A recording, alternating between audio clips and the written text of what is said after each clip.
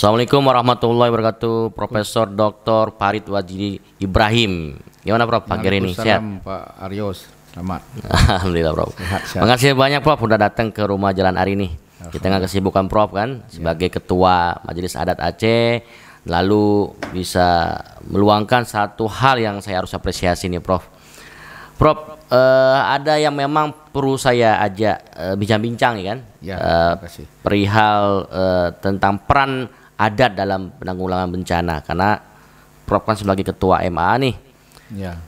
Yang kita ketahui juga banyak hal yang bisa dikontribusikan dalam banyak pihak ya yang berperan dalam bagaimana penanganan COVID ya. Nah, dari sisi adat tuh bagaimana Prof bisa menjelaskan kepada sahabat Ari secara Indonesia maupun seluruh Aceh? Ya. Memang lembaga adat ini sudah lama sekali eksisnya kan. Ya. Menurut saya lihat itu masa Raja Aceh Ali Muqayyad Shah. Ya. Sudah ada peran-peran adat dan secara umum saya lihat lembaga adat itu hari ini kebetulan ada kanun, ada undang-undang semuanya. Baik. Kanun nomor berapa Prof? Kanun yang terakhir nomor 8. Oke. Nomor 8 sekarang sudah yang terakhir 2019 kemarin. Ya. Jadi lembaga ini sudah ada dan sudah berperan cukup bagus. Katakanlah tadi di desa ada tuhaput, itu adalah perangkat adat itu sebenarnya. Namanya bahasa lain kan legislatif di desa. Kemudian ada mukim, ada tingkat MAA kabupaten, kota dan provinsi. Dan juga ada di laut ada panglima laut, misalnya di hutan ada panglima hutan, di sawah ada kejurumbelang, pasar, semuanya sudah terdata bagus. Kita tinggal mengisi saja dan berfungsi sudah bagus sekali. Dalam setiap kegiatan masyarakat, berbagai-bagai kasus juga ditangani di sana. Jadi terserah dana tidak cukup, lebih cukup, tapi mereka secara alamiah sudah bekerja. Juga pada saat ada masalah-masalah tertentu, katakanlah ada musibah besar, katakanlah ada konflik besar. Nah juga kalau ada seperti ini pandemi, ya, ini sudah bekerja dia dengan otomatis bekerja langsung. Kemudian apalagi dilibatkan. Sekarang di kabupaten kota dilibatkan oleh aturan, oleh juga di provinsi dilibatkan oleh Pak Gubernur. Jadi kita sudah bekerja. Tapi kerja ekstra lagi di samping yang tertulis tadi dengan tugas-tugas kita, juga sudah bekerja juga. Ini misalnya kita sudah menggunakan jasa-jasa para seniman. Jadi ada produk-produk untuk pencegahan. Itu sudah ada supaya dalam bentuk sosialisasi artinya. Sosialisasi juga, tapi itu tadi juga apabila sudah terkorban kan kemarin ada isu masalah penanganan jenazah korban dan sebagainya, itu kita sudah turun juga dengan berbagai cara, kan? Baik secara keagamaan maupun ada istiadat. Itu tadi. Kemudian yang terakhir ini kan kenduri Maulid, itu sudah juga menjadi sesuatu yang bagus, tapi juga pada saat pandemi ini kan harus ada pencegahan juga. Jangan itu bagaimana pola penanganan pendekatan yang memang perlu dilakukan ketika dalam suasana Maulid ini? Apakah memang masyarakat dibiarkan begitu saja atau ada mekanisme dalam memang kearifan lokal itu bisa memberikan satu solusi? Ya. Jadi pertama memang kan pemerintah membuat aturan. Jadi masyarakat kan tidak mau dengar. Alasan terserahlah masyarakat. Pertama karena terganggu dia, habitat mereka terganggu kan, biasa dengan zona nyamannya lah. Zona nyaman. Lebih tepat zona nyaman. Maulid kan musimnya 100 hari. Maulid di Aceh itu 100 hari. Satu hal yang luar biasa sebenarnya. Coba bayangkan 100 hari terus-menerus orang bergerak kan. Jadi ini kalau ini terperkecilkan wilayahnya kan masalah.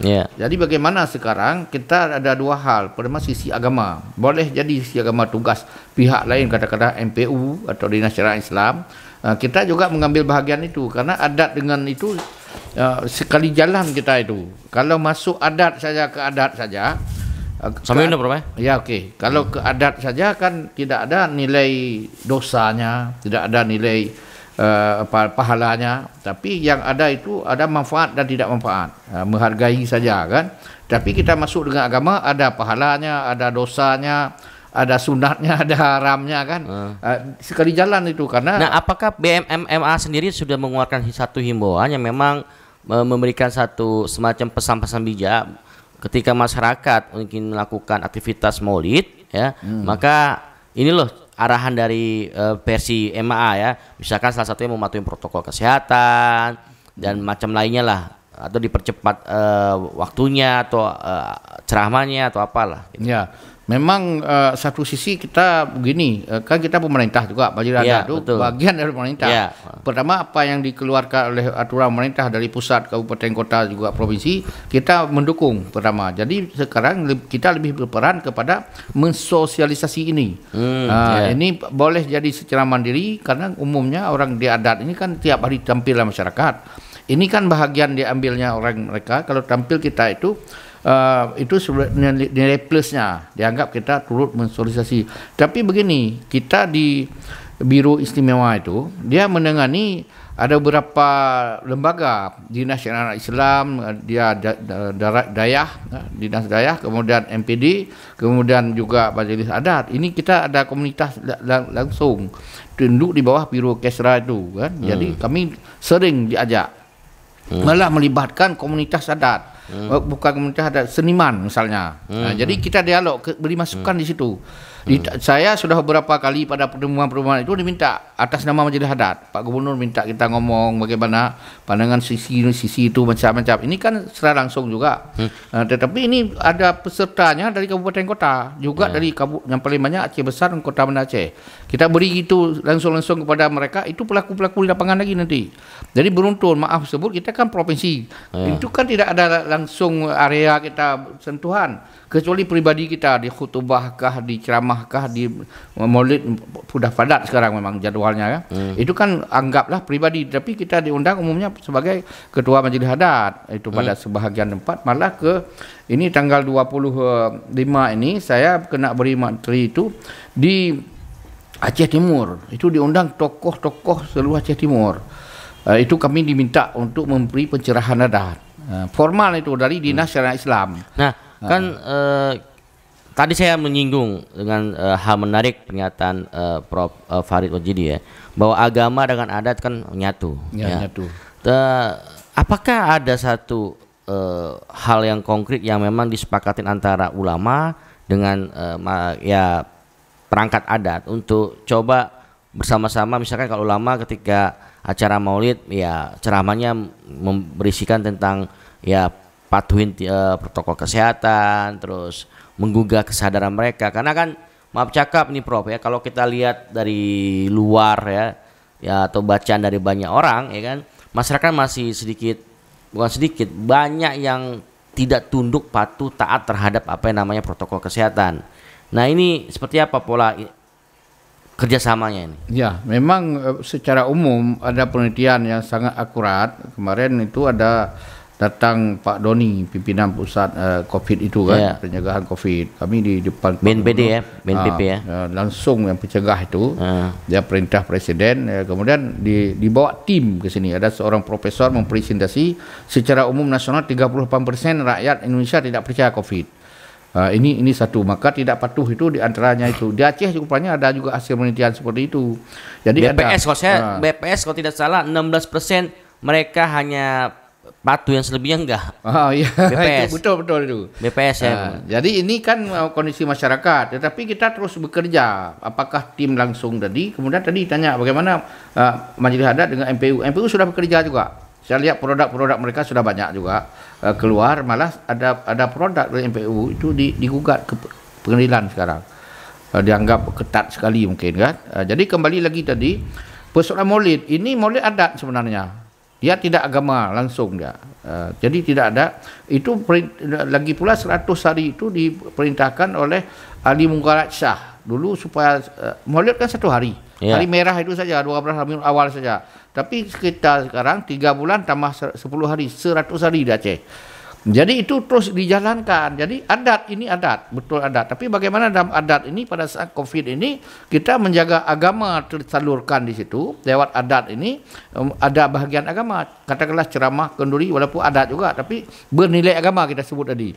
Jadi juga menjaga ini jangan bertambah masalah pada saat seperti itu juga adat juga, tetapi juga ada nilai agama. Makanya di situ tadi kita sudah tidak ada beda sama sekali dengan lembaga agama, katakanlah MPU tadi. Seiring sejalan, dan kalau tadi tanya actionnya bagaimana, di samping edaran itu kita perkuat dan sudah berlaku. Contoh ada beberapa maulid ini biasa sudah asar makan maulid, duhur sekarang di Kampung Pinang di Banda Aceh itu begitu. Sudah ada info kepada Pak Kesik kemarin, kami mendapat undangan juga. Jadi dan juga kalau kemarin melebar-lebar besar, ini kampung-kampung sudah hanya dipersilakan kepada generasi muda saya yang buat sikit-sikit begitu.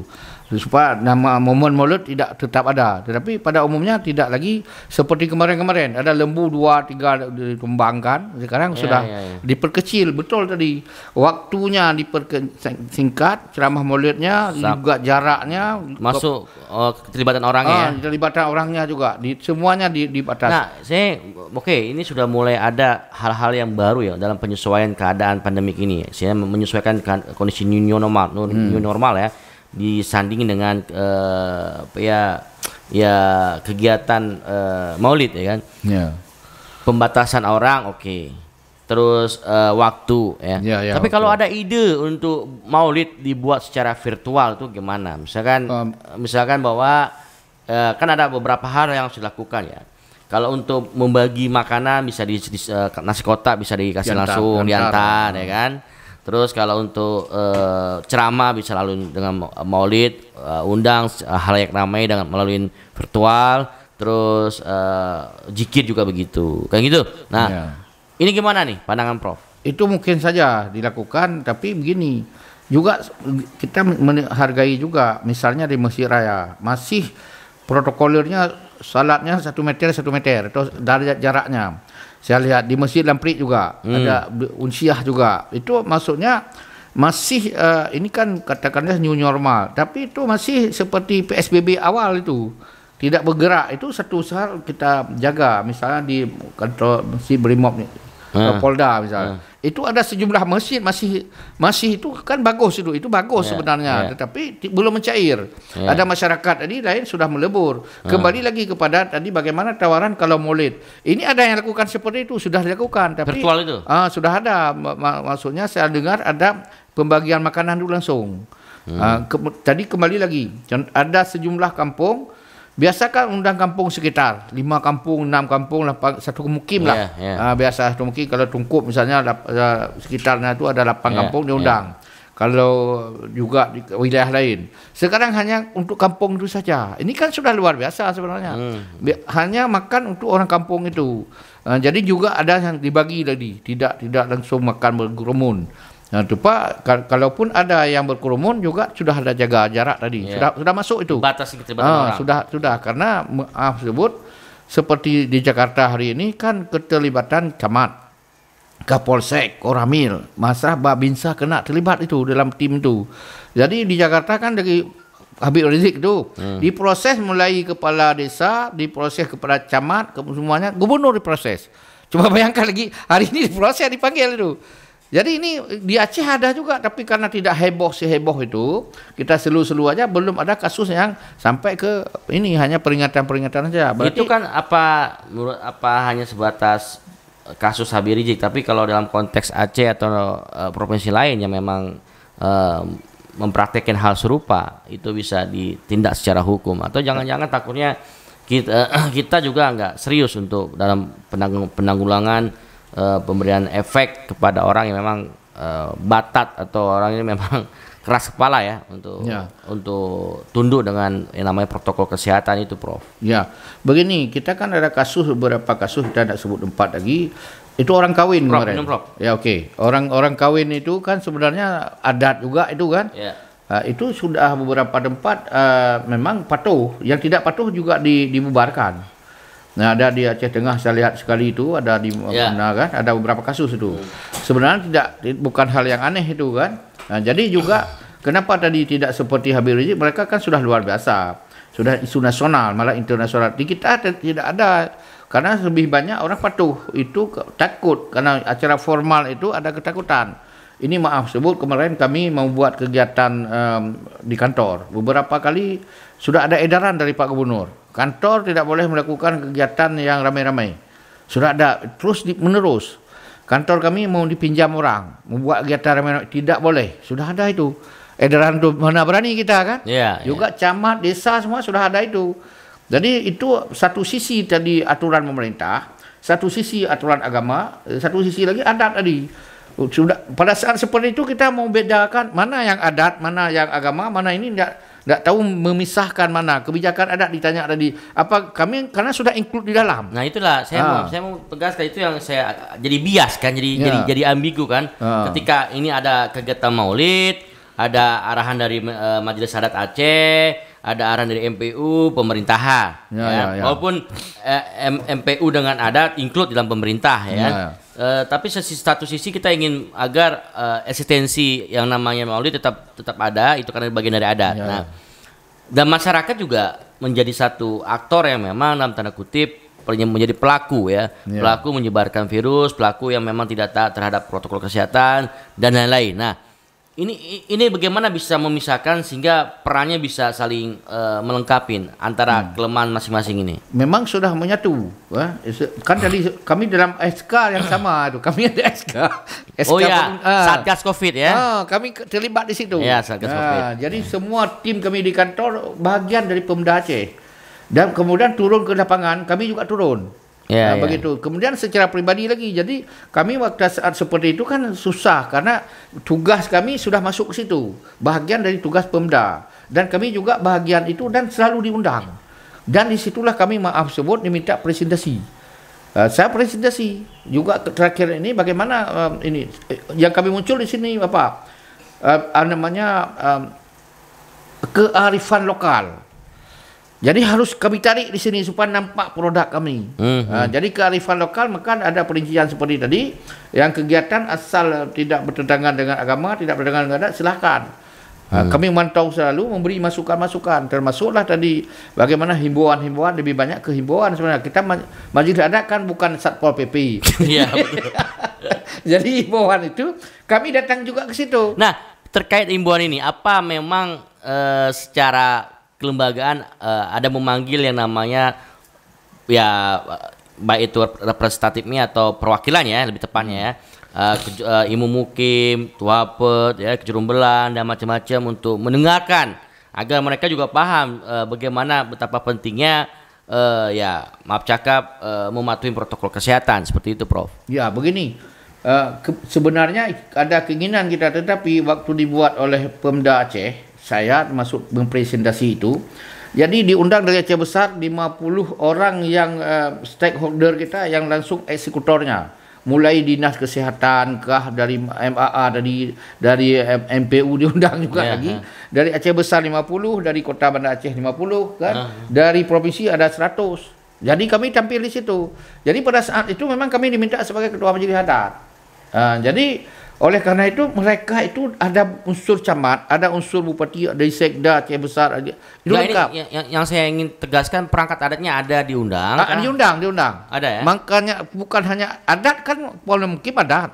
Kemudian juga majelis adatnya diundang lagi, MPU-nya diundang juga dari Aceh Besar dengan ini di Aceh Besar.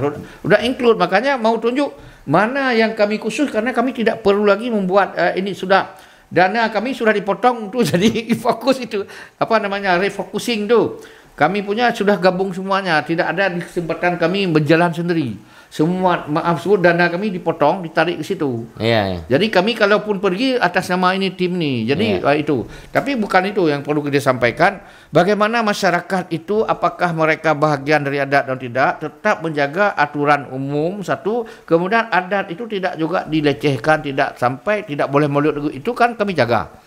Kan ada kemarin itu tidak boleh ramai-ramai sampai jamaah masjid tidak boleh. Kamu bulan puasa hari itu tidak boleh ke masjid, tidak boleh ke nuri, itu enggak.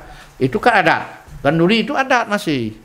Tapi di situlah kita berperan menjaga itu. Kalau itu sampai tidak ada lagi kita hapus, itu kami kan harus bersikap.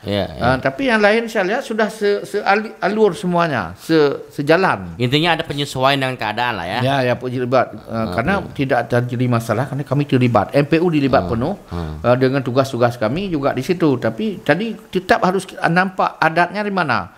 Di mana adat itu jalan dulu. Begitu. Nah, sejauh ini memang untuk memberikan himbauan sosialisasi sudah hidup ya? Sudah jalan. Nah, sekarang terkait dengan saya coba, apakah karakter masyarakat Aceh itu maaf cakap susah untuk mematuhinya namanya protokol kesehatan. Tapi kalau kita lihat misalkan ini bukan bandingkan ya Prof ya. Ini bukan bandingkan ya.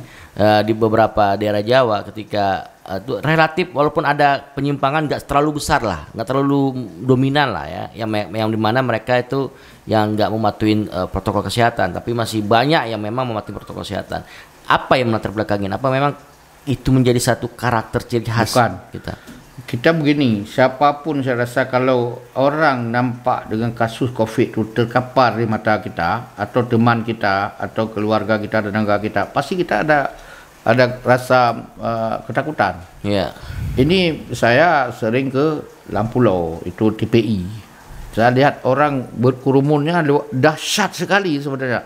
Begini rapatnya, kita mau melewat ini harus begini dulu. Dan tidak ada pakai ini umumnya. Jadi juga di masjid-masjid, di kampung-kampung. Kalau kita pakai malah merasa malu. Saya sudah khutbah juga dalam kondisi ini bulan lalu di Merdu, Masjid Besar Merdu. Saya yang pakai ini, kita yang malu. Tapi ini begini, saya syukur sekali sebenarnya. Tuhan sayang sekali kepada kita umat Islam dan khususnya orang Aceh lagi. Ya, karena penyakit ini kan di Wuhan.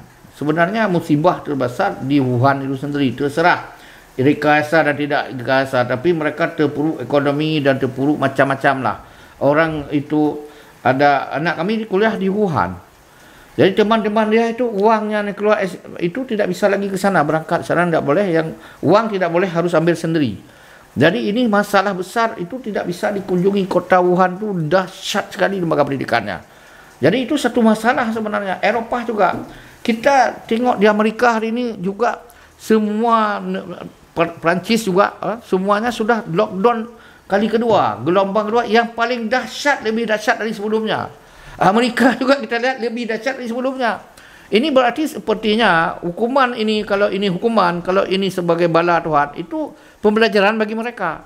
Kita sebenarnya dengan sistem kesehatan kita yang sederhana, kemudian semua sederhana, kalau begini berkerumun orang di kita sudah lebih parah sebenarnya. Ya, saya tersentak batin saya ketika Prof mengatakan ya kondisi Wuhan seperti itu, Amerika seperti itu, Eropa seperti itu. Terus tapi kok masih ada yang memang menganggap masyarakat Aceh itu ini rekayasa lah, ini bagian yang dikonspirasikan lah, ya. Ini kok sedangkan korban nyata adanya. Iya. Karena mungkin ada 1-2 kasus itu akhirnya orang itu tidak puas, keluarganya yang musibah itu tidak puas, dia yang membuat berita yang sebaliknya. Jadi dari situ menganggap ini adalah sebuah yang tidak sungguh-sungguh. Ada pihak-pihak diuntungkan, kan itu dari situ. Padahal kasus itu kalau ada pun di mana-mana ada kasus itu kalau paling tinggi 10%, tapi 90% lainnya kan sungguh-sungguh adanya. Orang meninggal di Jakarta itu benar-benar itu orang dimasukkan ke kubur, benar-benar dia dibawa ke situ, benar-benar mati. Jadi itu kan kenyataan. Tapi di Aceh juga ada juga kasus seperti itu yang benar-benar. Tapi orang yang benar-benar ini dia itu tidak menjadi pembelajaran kepada yang lainnya. Jadi kenapa? Inilah karena Tuhan mungkin berkat doa kita, berkat kesabaran kita, berkat ibadat kita, berkat wudhu kita semuanya. Jadi saya melihat itu bahwa Tuhan tidak memberi langsung kepada kita, mungkin sudah diberi sebelum-sebelumnya. Jadi masyarakat kita belum jadi pembelajaran di sini. Tapi ada yang menarik ketika Prof ini kita ngambil pembelajaran ya. Kita mengambil satu pemberitaan yang dikeluarkan oleh Dialeksis, di mana Prof memberikan satu pembelajaran pada semua orang di Aceh bahwa nyawa tuh nggak ada pabriknya, Prof. Ya. ini satu hal luar biasa. Gimana kok bisa muncul satu? Jadi begini, yang pertama ada wilayah kami kan ada Al-Wasliyah di Sebulu Salam, kemudian juga ISMI Sebulu Salam. Yeah. Jadi mereka sudah awal tahun kemarin sudah ada anggaran, semuanya sudah sepakat bentuk panitia diundang kami untuk seminar besar. Dan kami mau buat kegiatan ISMI dengan Al-Wasliyah sekali di sana. Jadi kemarin mereka Pak Jaminuddin hubungi saya lagi.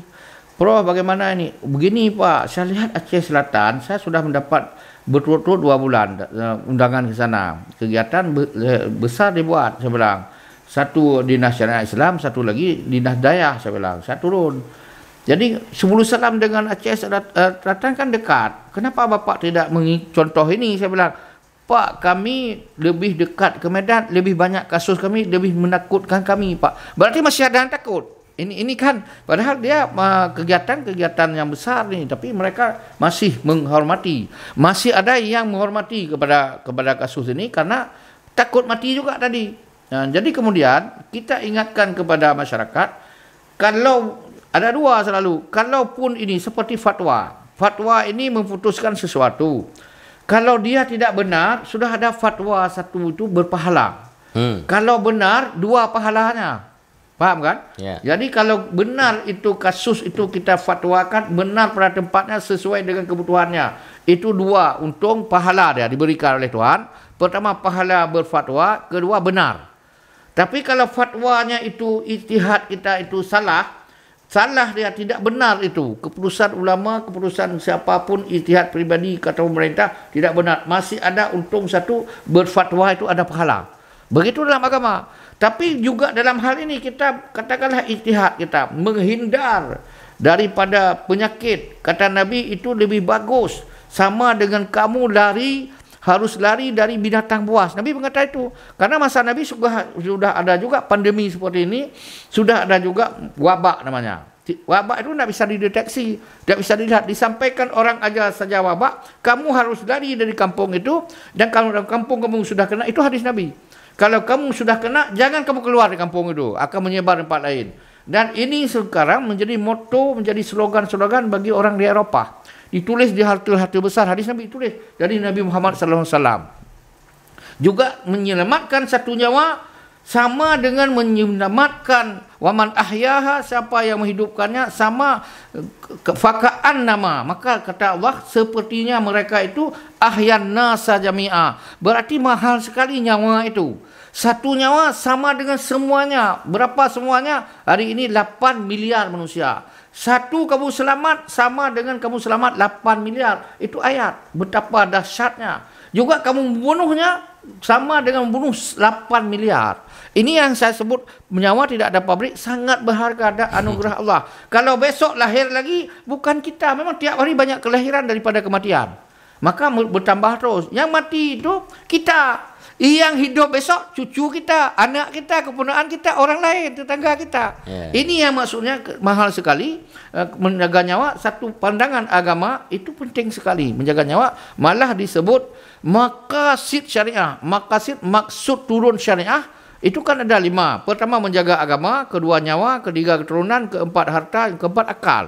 Makanya diharamkan yang merusak akal, diharamkan yang merusak keturunan. Maka tidak boleh berzina. Dia harus ada kawin-mengawinnya itu. Kemudian harta, maka jaga harta. Diharamkan makan harta orang dan membebas macamlah ini.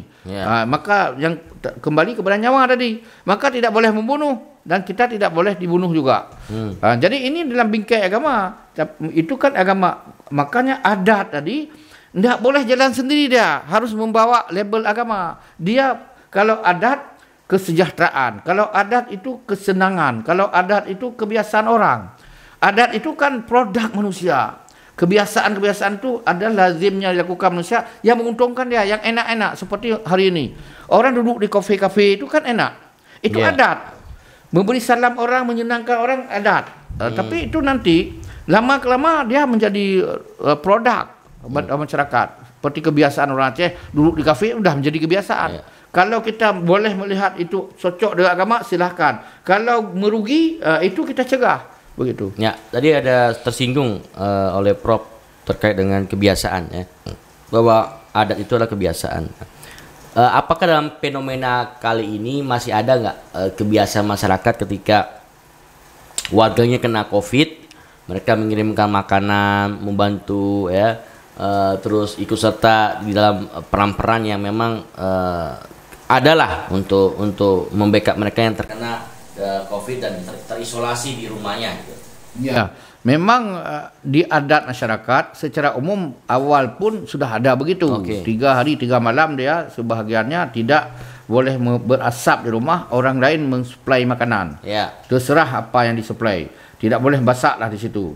Jadi ada yang agak ke kota. Beda dengan di kampung. Di kampung mulai hari itu meninggal sampai 7 hari, ada yang 10 hari dia di situ masaknya semua. Tapi terserah itu apakah dari keluarga itu atau bawa makanan paling, tapi masaknya di situ. Okey, itu. Tapi dengan COVID ini orang kan tidak boleh datang ke rumah itu dengan alasan-alasan, apalagi dicegah, apalagi disampaikan oleh Pak Kecil. Ada kepala desa juga sampai hari berpuluh-puluh hari nak mau datang. Saya tanya, ada beberapa desa itu kecilnya tidak datang, keluarganya tidak datang semuanya. Karena ada info ini dengan kasus COVID tidak boleh datang. Dan ada menegur rumah itu jangan terima tamu, tutup pintu. Itu boleh saja. Atau tidak boleh juga kita melawan dengan kondisi yang ada sekarang. Tapi dia itu harus tersantuni tadi. Seperti kata Pak Arios tadi, bagaimana orang di rumah ini dia terisolasi benar-benar, tidak ada perhatian di sosial. Ini kalau benar terjadi diisolasi, dia ini satu hal yang tidak bagus. Tapi umumnya tidak begitu. Saya tanya itu satu teman saya meninggal, saya belum datang, sudah 1 bulan lebih. Saya cek tetangganya, saudara saya juga, bagaimana ini rumah ini, kami belum datang, tapi makanan terus kami kirim. Dia bilang. Berarti kan ada perhatian juga. Tapi bagi keluarga itu tidak cukup juga sebenarnya. Dia kan ada masa, katakanlah 15 hari tadi, sudah selesai lah. Kalau ada penyakit itu sudah tuntas dia itu. Saya menganggap begini, penyakit itu 1 minggu, katakanlah benar, 1 minggu dia masih mengganas, minggu kedua sudah lemas, itu berarti kita sudah boleh datang. Tapi ini juga sudah 1 bulan tidak ada yang datang, dibilang. Ini kan bagaimana ini secara adat? 14 hari kalau 14 hari kalau kuat-kuat ya. Tapi kembali lagi bahwa orang musibah ini secara adat kita bagaimanapun kan ada istilah adat kita, beramai-ramai membaca doa dan sebagainya, atau juga boleh tidak di rumah itu ada rumah sampingnya, di situ baca doa, atau di Menasah ada, memang di Menasah tetap ada. Saya lihat beberapa kampung itu tetap ada. Itu adat, sudah adat di masyarakat. Ya, silahkan saja. Tapi kembali lagi kalau ada kematian tadi, ini kan sudah sakral sekali, bukan suka prinsip sekali. Karena tidak 2 kali mati itu. Tunggulah nanti kita karena nyawa cadangan ya. Kita tebus pada kelibatan berikutnya. Bukan lagi ke situ, nanti ke rumah lain lagi. Okey, Pak Rios. Ya, makasih Prof. Ini kan sudah tak terasa lah banyak hal yang sudah Prof berikan informasi tentang peran konkret dari adat ya, khususnya Lembaga Majelis Adat Aceh, dan hal-hal apa saja yang memang bisa diinfokan terkait dengan maulid, dengan pendekatan adat ya, dan juga himbauan ya sudah dilakukan macam lah ya oleh Majelis Adat. Apa pesan yang bisa Prof sampaikan kepada sahabat Ari dan juga kepada publik secara Indonesia? Ya, kita berharap tadi kalau ada keputusan dari katakanlah dari pemerintah atau dari MPU atau dari adat tadi atau keputusan masyarakat, itu kita patuhi satu. Kalau tadi saya katakan dia tidak mengena keputusan itu dengan kondisi, itu sudah ada keuntungan satu, mencegah namanya. Kalau tidak langsung terikat dengan penyakit COVID itu kan, itu sudah ada pencegahan satu, sudah ada usaha. Itu kita hargai dan kita hormati. Kalaupun itu kena pas sesuai dengan kondisi dibutuhkan, itu sudah 2 untungnya. Tapi di situ tidak muncul fitnah. Bayangkan tadi kalau gara-gara melor, gara-gara melebar, gara-gara cair, gara-gara tidak patuh, kejadian itu berefek lain. Coba bayangkan muncul fitnah. Disitulah berdosanya, disitulah bermasalahnya. Muncul masalah baru. Tidak selesai ini muncul masalah baru. Ini kita menghindari jangan muncul masalah dari satu masalah. Jangan bertambah lagi masalah. Makanya di situ tadi kita menghargai, kalau pun ada kesepakatan yang satu, kita hargai bersama. Kalaupun itu keputusan itu tidak ada kaitan langsung dengan per kasus, syukurlah. Begitu, jangan kan ini kan sudah bilang ini tidak ada mengait. Itu kan orang itu kita begini di lapangan kan. Mudah-mudahan saling menghargailah supaya tidak ada saling fitnah di belakang hari. Terima kasih, sampai jumpa lagi insyaallah. Terima kasih banyak Prof atas kedatangan di Jalan Ari.